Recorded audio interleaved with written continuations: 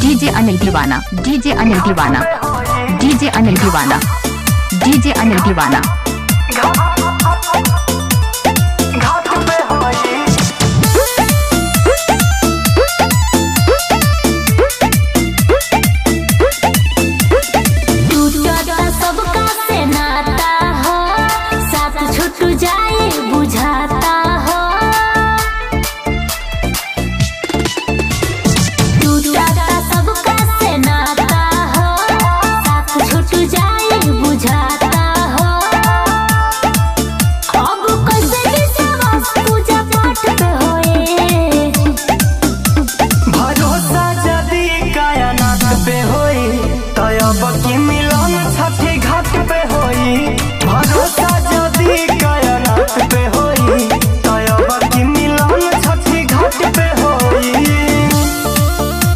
DJ Anil दीवाना, DJ Anil दीवाना, DJ Anil दीवाना।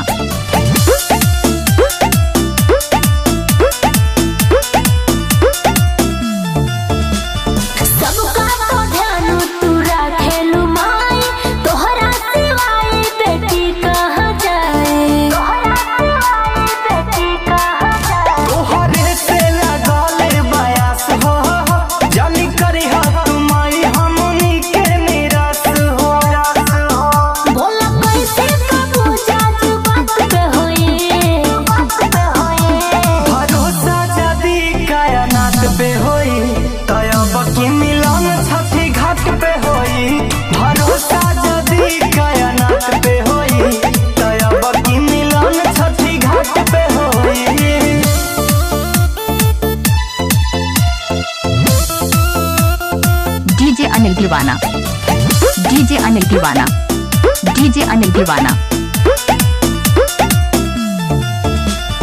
दुश्मन भइल बाटे साथी समाज हो, आके बचावा तू प्रेम के लाज हो, आके बचावा तू प्रेम के लाज। माई शक्ति देखावा तू आज हो, रवि राज के बंद हो जाए आवाज हो। आज प्रेम के परिचय जमात पे होए, भरोसा जदी कायनात पे होई, तब की मिलन छठी घाट पे होई। भरोसा जदी कायनात पे होई, तब की डीजे अनिल बाबू, मोबाइल नंबर 97 66 91 56 07।